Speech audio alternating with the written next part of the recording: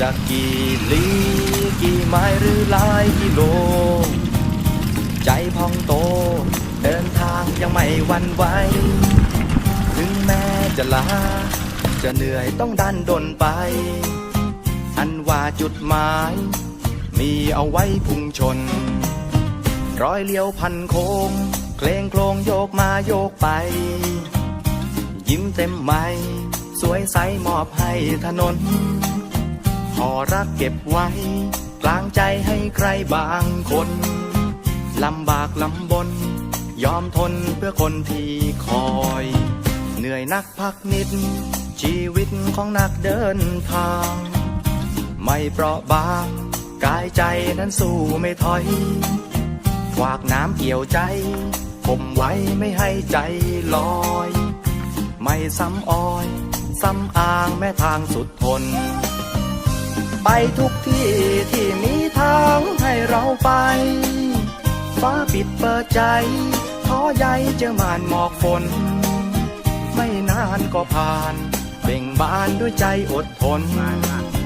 กับความร้อนรนเพื่อคนรวมทางปลอดภัยกี่ร้อยเลี้ยวพันโค้งเชื่อมโยงผูกพันเติมใจให้กันแบ่งปันยิ้มสุดสดใสอุ่นไอเสมอเพียงเธอส่งกำลังใจเปล่าเปลี่ยวแค่ไหนกล่อมใจให้มีพลัง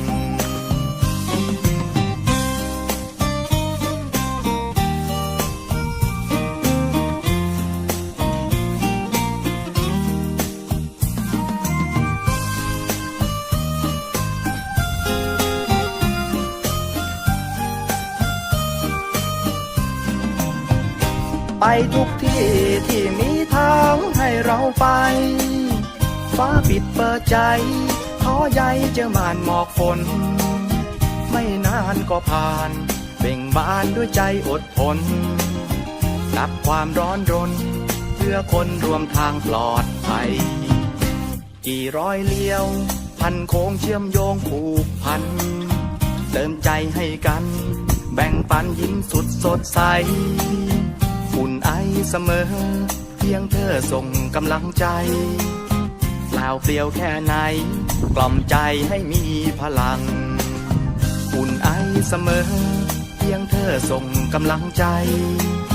เปล่าเปลี่ยวแค่ไหนเติมไฟให้นักเดินทาง